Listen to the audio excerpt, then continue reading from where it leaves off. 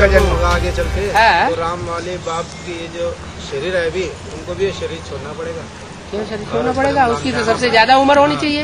योग बल से उम्र बढ़ती है या घटती है? बढ़ती है। तो उसकी सबसे जास्ती उम्र होनी चाहिए या सबसे कम होनी चाहिए? सबसे ज्यादा। ये पूछने की बात है।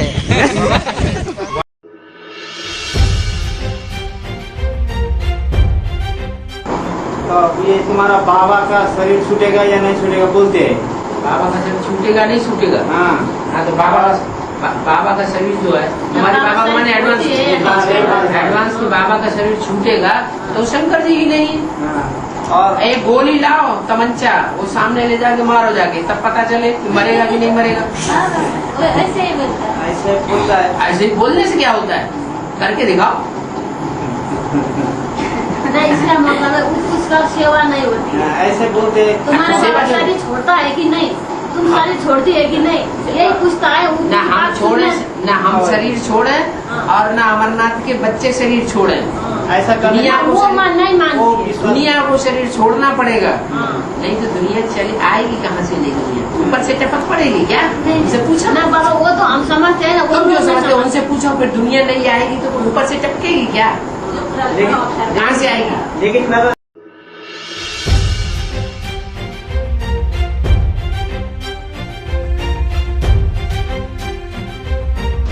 और जो विजय माला के मन के ना जो शरीर छोड़ेंगे तो वो क्या सारे थोड़ी शरीर छोड़ेंगे वहाँ विजय माला मन में?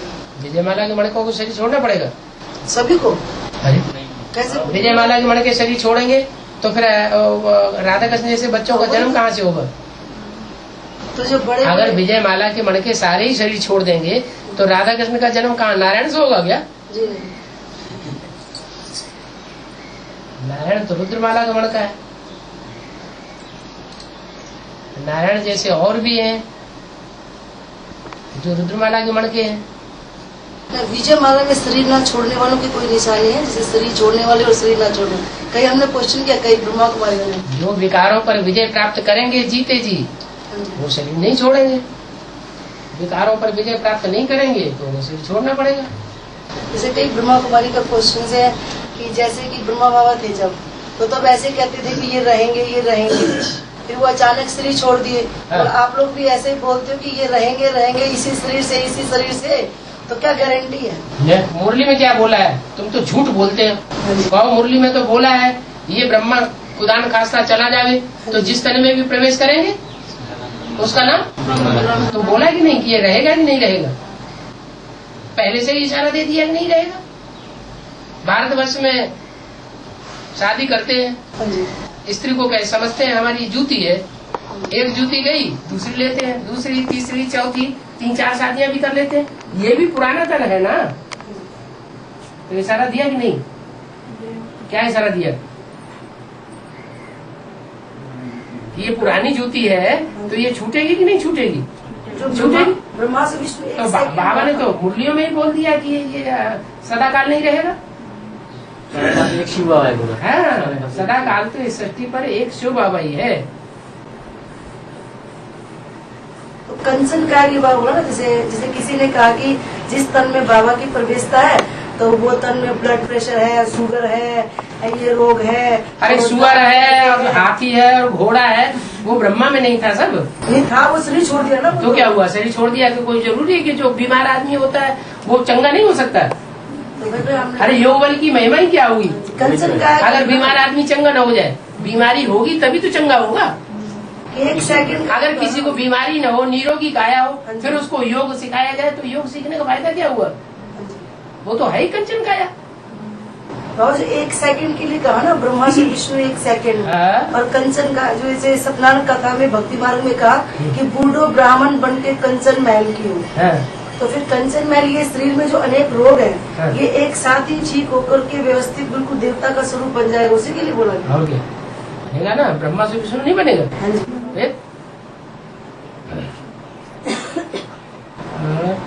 अभी थोड़े दिन पहले ना बाबा दिल्ली से एक फोन आया था। तो जो राम बाप के शरीर का जो पार्ट चल रहा है उसी नाम से किसी ने शरीर वहाँ फरुखाबाद में पता नहीं छोड़ा कि नहीं छोड़ा, तो सारी मूल्यों में निकाल दिया। ये कि उन्होंने तो जाने कितनी बार मुरलियों ने निकाल दिया, शंकर मर गया। हाँ जी वही नाम से उससे क्या होता है? नाम से निकाला कि दिल्ली में मेरे को बुलाया गया, बोला कि देखिए आप तो कह रहे थे वो अमर है, और वो तो शरीर छोड़ दिया।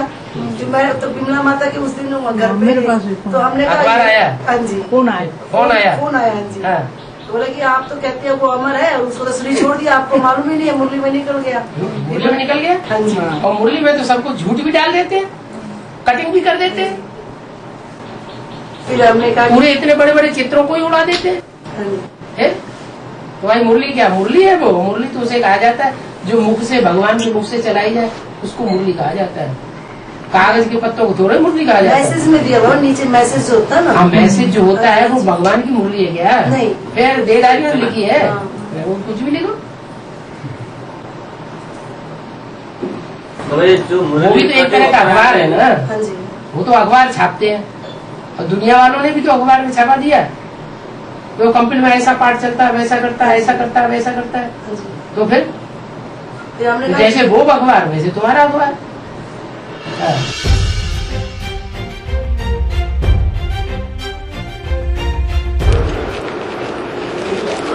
और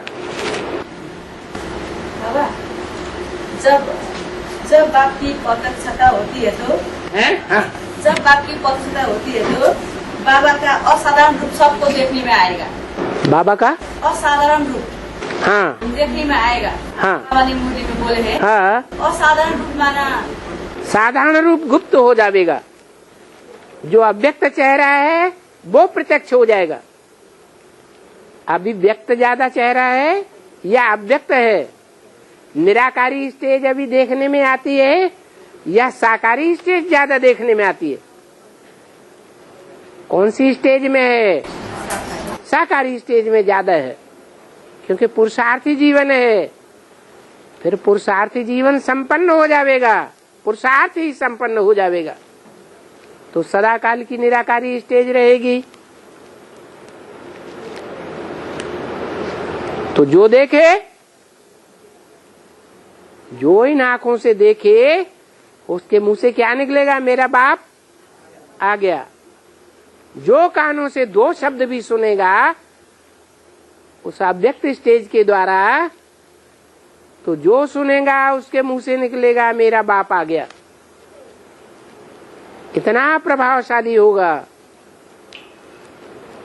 और बाबा जो देखने वाले होते हैं वो उन लोगों की बुद्धि में शिव बाबा देखने में आता है या नारायण के रूप में देखने में आता है? जिनको शिव बाबा देखने में आता है वो निश्चय बुद्धि हो के रोज क्लास करते हैं। जिनको नहीं देखने में आता है वो अनिश्चय बुद्धि होकर उड़ जाते हैं। आपको नहीं पता है? सब 500-700 करोड़ मनुष्य से ही निराकारी चेष्ट पाठ को देख करके जरूर देखेंगे और शिव भी साबित करेंगे कि मुरली में तो बोला है फादर है, तो फादर जरूर मिलना चाहिए। 500-700 करोड़ का फादर है या नहीं है? गॉड फादर तो फादर है, तो फादर जरूर मिलना चाहिए। फादर सिर्फ कहे और कभी भी मिले ही नहीं, वो फादर कैसे हो सकता है? तो ये सारे विश्व का पिता है, तो सारे विश्व की आत्माएं आज नहीं तो कल, कल नहीं तो परसों, कोई न कोई विनाश होने से पहले एक दिन जरूर पहचानेंगी।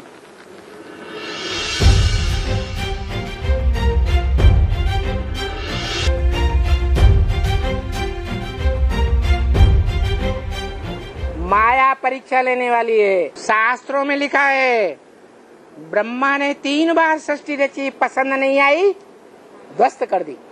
ये तीसरी बार है। तीसरी बार सृष्टि रची गई सन 76 में एडवांस ब्राह्मणों की, और तीसरी बार भी ध्वस्त होने वाली है। माया और माया ने हाथ मिला करके प्रकृति से डबल पावर से भी ज्यादा पावर धारण कर ली। अब माया किसी को छोड़ने वाली नहीं है। अब तो कहते हैं हर्षदेव को भी छोड़ने वाला नहीं है। नहीं है।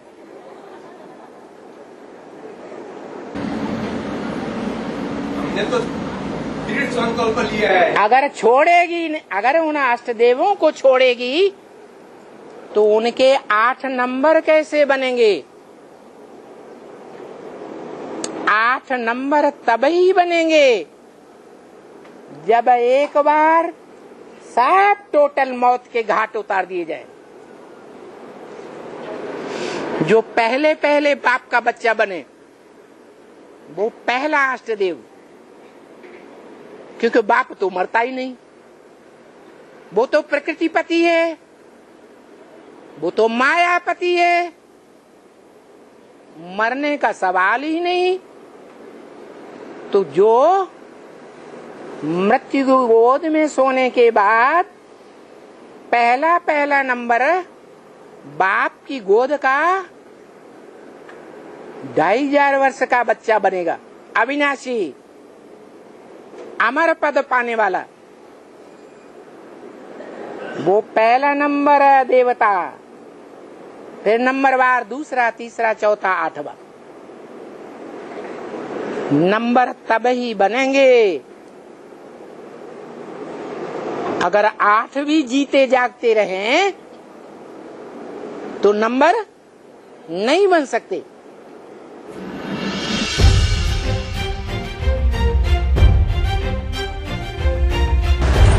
रुद्र ज्ञान यज्ञ से ही विनाश ज्वाला प्रज्वलित हुई है।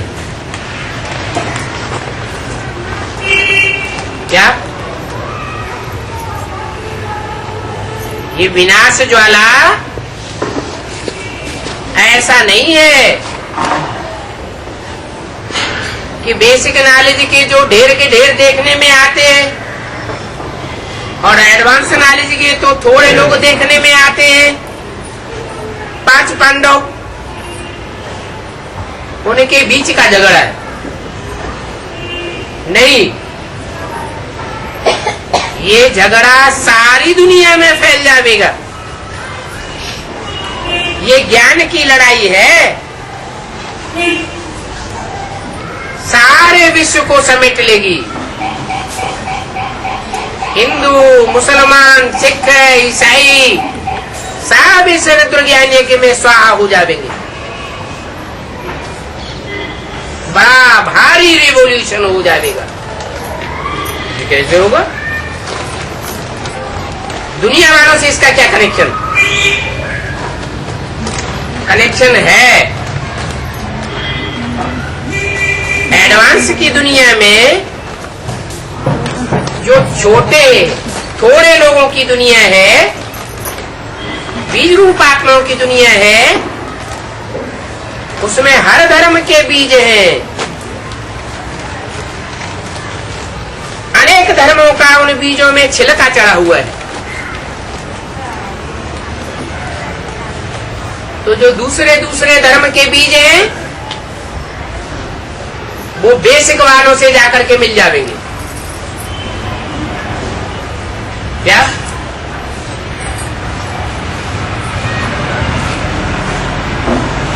आर्य समाधि आधार मूर्त आर्य समाजियों में मिल जाएंगे। जो रुद्रमाला में चंद्रवंशी और चंद्रवंशियों का हेड हो गया वो उन चंद्रवंशियों से जाकर के मिल जाएगा। जो इस्लाम वंशी होंगे वो आधार मूर्ति इस्लाम वंशियों में मिल जाएंगे। और वो आधार मूर्ति क्या करते हैं? जो बाहर की दुनिया के इस्लामी हैं वो इस्लामियों में मिल जाएंगे। क्रिश्चियंस में मिल जाएंगे। जो सन्यासी हैं वो बड़े बड़े सन्यासियों का आधार ले लेंगे, दुनियावी सन्यासियों का। तो एडवांस की नॉलेज आधार मूर्तों में पहुंचेगी। जरूर ऐसा करने वाले अधूरा ज्ञान उठाने वाले हैं, असल सूर्यवंशी नहीं होंगे तो इधर की बात उधर डालेंगे और वो इधर की बात दुनिया वालों में डालेंगे। ऐसे लड़ाई बड़ा रूप धारण कर जाएगी। इसलिए बोला, क्या बोला, तुमको भी स्वाहा होना पड़ता है। क्या उनके लिए नहीं कहा कि वो पूरे स्वाहा होते हैं तन मन धन सहित, लेकिन तुमको स्वाहा होना पड़ता है। तो तुम बच्चे जानते हो यज्ञ से कैसे विनाश ज्वाला प्रज्वलित हुई और सारी दुनिया को चपेट में ले लिया। वो यज्ञ रचते हैं शांति के लिए, वो विनाश के लिए यज्ञ नहीं रचते।